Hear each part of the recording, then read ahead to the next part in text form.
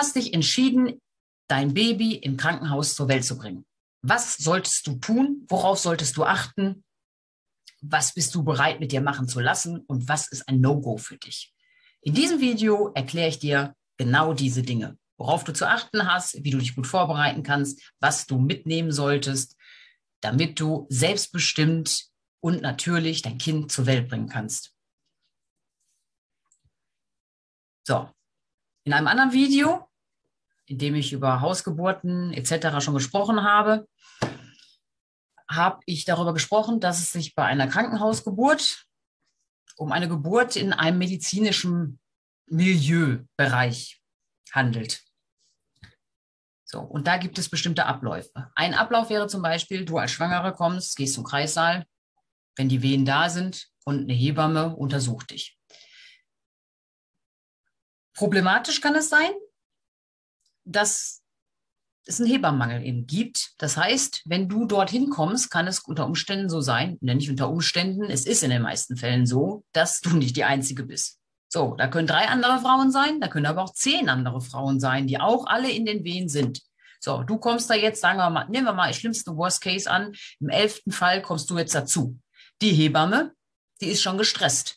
Du musst ja jetzt die ganze Zeit zwischen den ganzen Frauen rumrennen und gucken, wer ist denn jetzt in welcher Phase oder wer ist jetzt in der Austreibungsphase, in der letzten Phase der Geburt und bekommt das Kind, wo muss ich jetzt anwesend sein? So, jetzt kommst du dorthin. Wenn die Wehen jetzt noch nicht alle 3 Minuten sind oder alle 10 Minuten, dann sagt sie, okay, setzen Sie sich erstmal dahin, dann kommt die irgendwann, wenn sie da gerade Zeit hat. Ja, das heißt für dich, du sitzt da schön rum, hast in der Zwischenzeit, fühlst dich schon unwohl, hast schon Schmerzen, hast vielleicht auch schon Angst. Ja, ist dann so. So, irgendwann kommt die Hebamme dann, packt dich ans CTG höchstwahrscheinlich,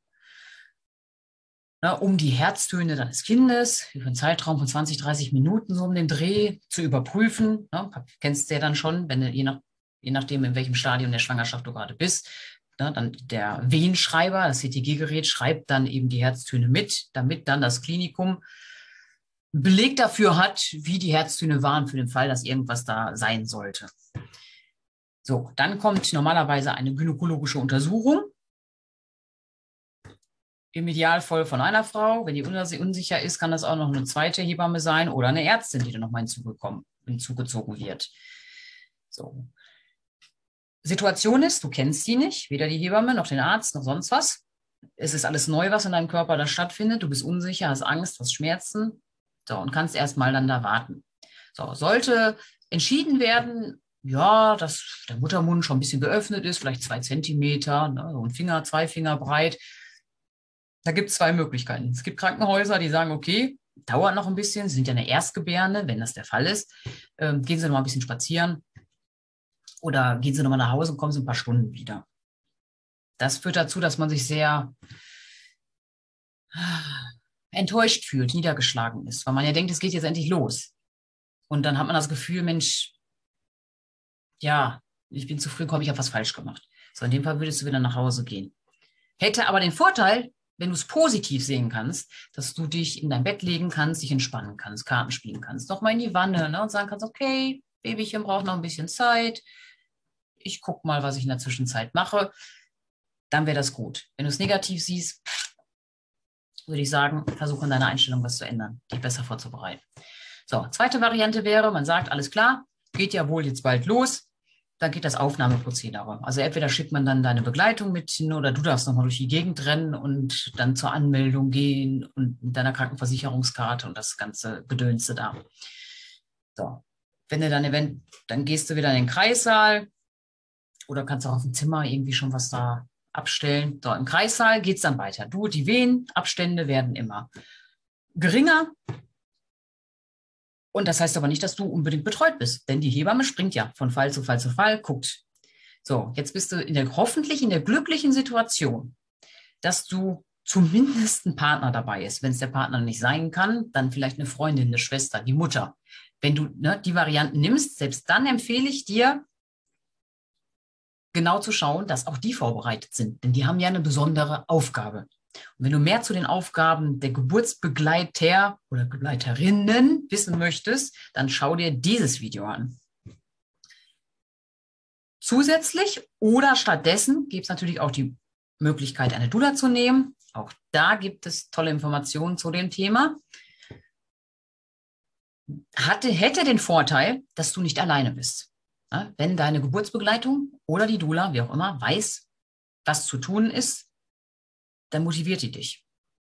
Ja, dann guckt die, dass du noch isst, dass du noch trinkst, dass du dich bewegst, dass du dich aufrecht bewegst, dass du nicht zu frustriert bist, dass du ordentlich atmest, tönst unter anderem. Wenn das Thema Tönen dich zum Beispiel oder Atmung interessiert, gibt es auch dort ein Video zu. Wenn noch nicht jetzt, dann in Kürze. Und ja, du bist unterstützt.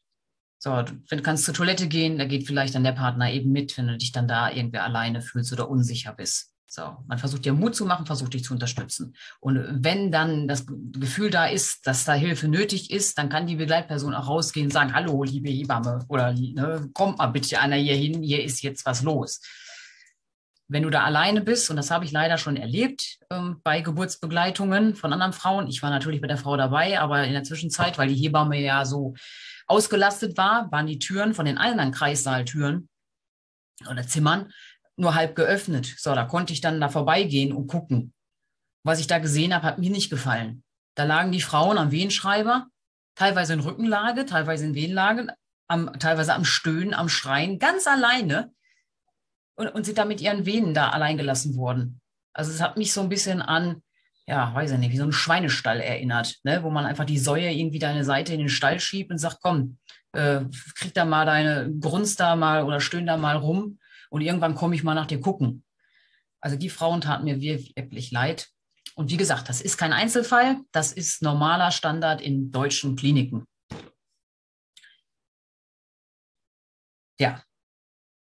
So, zusammengefasst ist zu sagen, dass du, wenn du dich für die Klinik entscheidest, du dich vorbereiten musst. Du guckst, dass du vorbereitet bist, dass deine Geburtsbegleitung vorbereitet ist. Und dann hast du im Idealfall, Geburtsplan solltest du auch gemacht haben. Warum Geburtsplan wichtig ist, erfährst du in diesem Video. Oder alternativ eine Patientenvorsorgevollmacht. Warum das der Fall ist, erkläre ich dir auch in dem gerade angekündigten Video nochmal. Das ist deine Nummer sicher. Du weißt, was du möchtest und was du nicht möchtest und das kommt in deine Akte rein und die Klinik ist dann verpflichtet, darauf Rücksicht zu nehmen. Und das fängt zum Beispiel bei Kleinigkeiten an, wie zum Beispiel hier der Zugang. Standardprogramm ist, du kommst in den Kreissaal, du kriegst dann, wenn du da bleibst, einen Zugang gelegt. Ja, Zugang also so für einen Venentropf, dass man dich an den Tropf schließen könnte. Bräuchtest du aber gar nicht.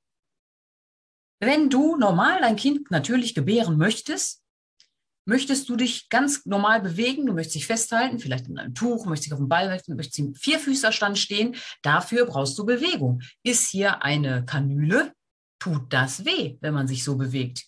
Habe ich Schmerzen, ist auch wieder der Schwangerschaftsverlauf ein bisschen, also der Geburtsverlauf ist dann gehemmter.